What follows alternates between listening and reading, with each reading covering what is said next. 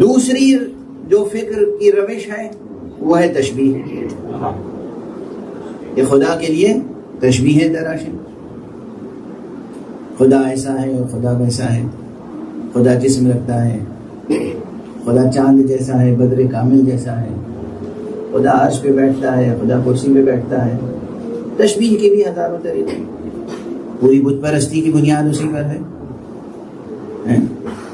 یہ ہندوستان اتنا بڑا ملک ہے اور یہ 5-6 ہزار بلکہ 7-8 ہزار سال کی تاریخ ہے ہندوستان کی، فکری تاریخ۔ یعنی عرب میں جو مشرکین تھے وہ بت پرست تھے، ان کی اتنی بڑی فلسفیانہ تاریخ نہیں ہے جتنی عظیم فلسفیانہ تاریخ ہندوستان کی ہے۔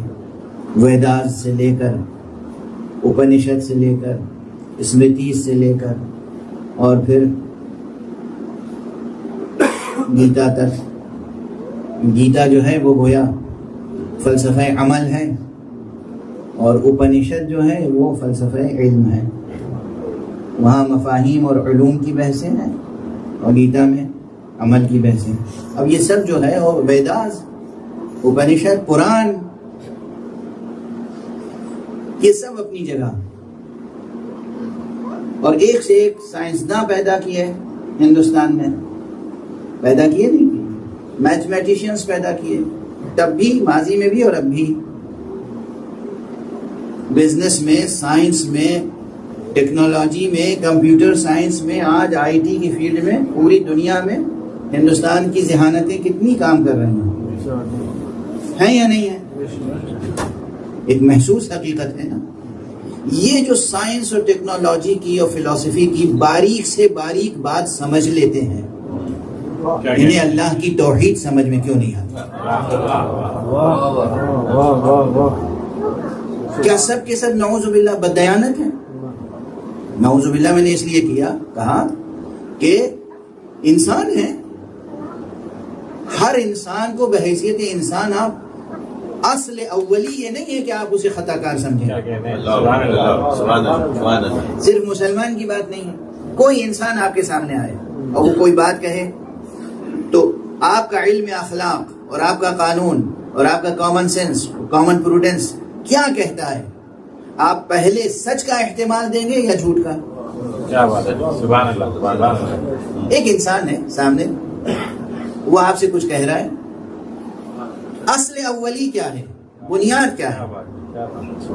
اسے سچا کہیں گے یا جھوٹا؟ جو کچھ وہ کہہ رہا ہے اس کو سچ مانیں گے جب تک کہ جھوٹ ظاہر نہ ہو جائے۔ یہ ہے بنیاد انسانیت کی، واضح ہے۔ کوئی دنیا کا شخص مل جائے آپ کو سڑک پر، یہودی ہو، عیسائی ہو، ہندو ہو، سکھ ہو، کسی بھی مذہب کا ہو، زرتشتی ہو، کسی بھی مذہب کا ہو، آپ کو راستہ پوچھنا ہے، آپ نے اس کو روکا اور کہا بھائی یہ پتہ ہے راستہ، اگر آپ جانتے ہو تو بتا دیجیے۔ اگر اس نے کوئی راستہ بتایا تو آپ اسے سچ مانیں گے یا جھوٹ؟ مذہب نہیں پوچھا آپ نے اس کا، کیا بات ہے، سبحان اللہ۔ مسلک نہیں پوچھا، یہ نہیں پوچھا بھائی تمہاری طریقت کیا ہے،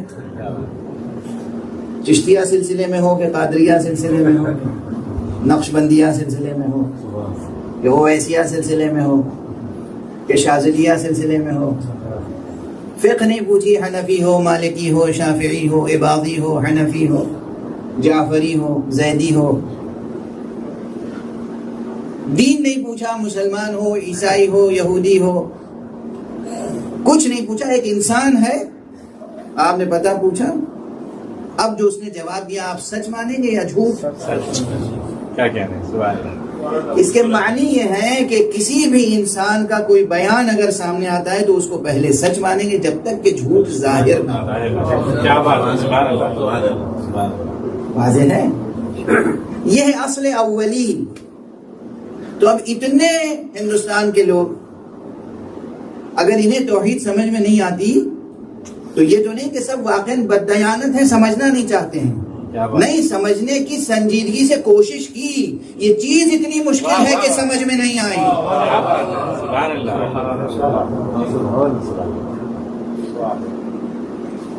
کیوں سمجھ میں نہیں آئی؟ مجبوری کیا ہے؟ مجبوری ہے کہ عام طور پر فلسفے میں یہ بات، قدیم فلسفے سے اب تک یہ اصل باقی ہے اپنی جگہ، ایک بات کہی جاتی ہے کہ لا يصدر من الواحد الا الواحد،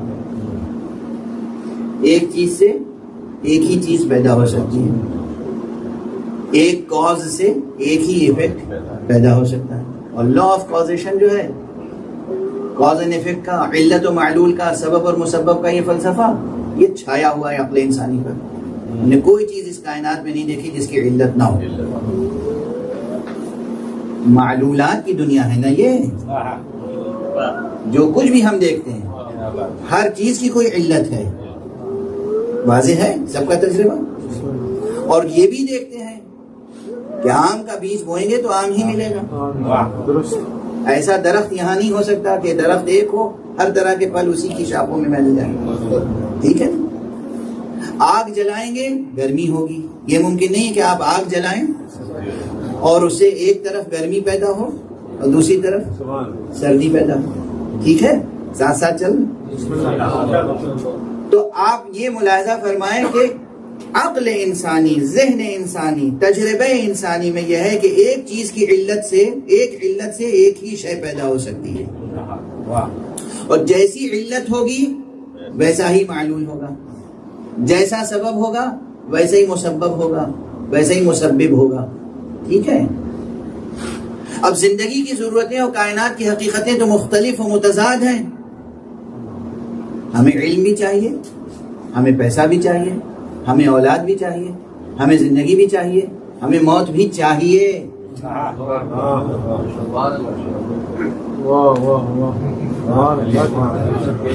موت بھی ہماری ضرورتوں میں سے ہے، اگر ہماری ضرورت نہ ہوتی تو خدا کبھی موت مقدر نہ کرتا۔ اور ان سب چیزوں میں کیا تضاد کا رشتہ ہے؟ زندگی موت سے متضاد نظر آتی ہے، سنبھل کے کہا ہے میں نے، نظر آتی ہے اس لیے کہ پہلے رد کر چکا ہوں کہ ان میں تضاد کا رشتہ نہیں، پہلے کہیں رد کر چکا ہوں تفصیل سے، اور وہ قول درست ہے میرے نزدیک، اس پہ قائم۔ موت زندگی سے متضاد نظر آتی ہے، شجاعت علم سے متضاد نظر آتی ہے، علم دوسری اور بہت سی چیزوں سے متضاد نظر آتا ہے۔ کسب و کار، اگر آپ لگ جائیں بزنس میں تو آپ علم حاصل کرنے کی فرصت نہیں پائیں گے، آپ علم حاصل کرنے میں لگ جائیں تو کسب و کار کے لائق نہیں رہ جائیں گے، بزنس کے لائق نہیں رہ جائیں گے۔ تضادات ہیں یا نہیں؟ انسان روحانیت میں اگر متوجہ ہو گیا تو دنیا سے محروم ہو جاتا ہے، دنیا میں اگر متوجہ ملتفت ہو گیا تو روحانیت سے دور ہو جاتا ہے۔ تضادات کا رشتہ ہے نا۔ یہ کیسے ممکن ہے کہ یہ سب چیزیں مجھے مل جائیں ایک خدا سے؟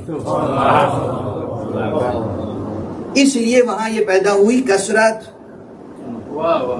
علم چاہیے تو سرسوتی کی پوجا کرو، مال چاہیے تو لکشمی کی پوجا کرو، وہ الگ دیوی ہیں، وہ الگ دیوی ہیں۔ زندگی چاہیے تو شیو جی کی پوجا کیجیے، موت چاہیے تو کسی اور کی پوجا کیجیے۔ بہت سمجھ آپ، ہر چیز کے لیے الگ الگ خدا بنانے پڑے۔ کس نے بنائے؟ اسی عقل انسانی نے، اسی ذہن انسانی نے، وہ عقل جو اسپیس ٹائم کمپلیکس میں محدود تھی اور جو لا آف کازیشن کو سامنے رکھتی تھی اور یہ دیکھتی تھی کہ ایک کاز سے ایک ہی ایفیکٹ پیدا ہو سکتا ہے۔ وہ عقل ایک حقیقت کو باور نہیں کر سکتی تھی کہ ایک ہی ہے جو سب کچھ عطا کر سکتا ہے۔ تکبیر،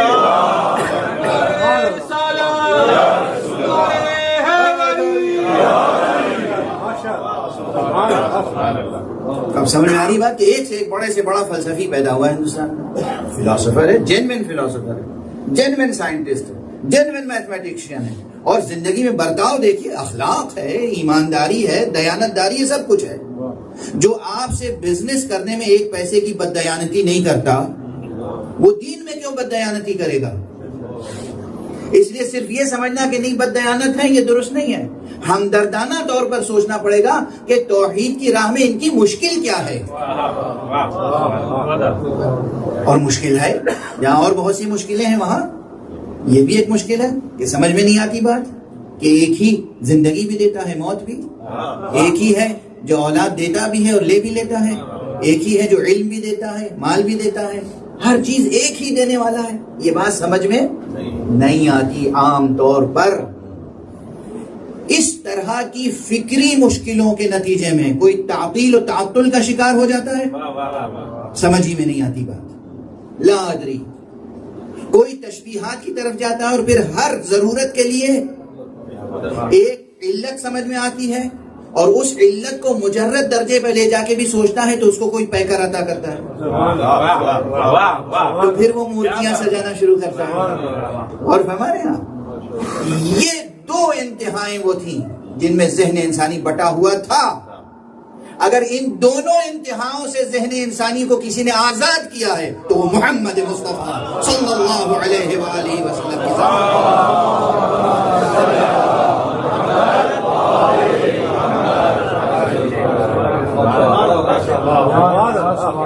نہ حد تعطیل نہ حد تشبیہ، دونوں کے درمیان سے صراط مستقیم. نہ یہ کہ خدا کو سمجھ نہیں سکتے بالکل، نہ یہ کہ نہیں ایسا سمجھ سکتے ہیں کہ وہ عرش پہ بیٹھا ہوا ہے.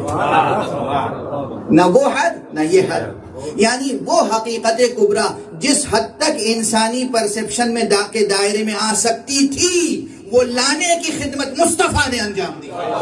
صلوات پڑھ دیں محمد علیہ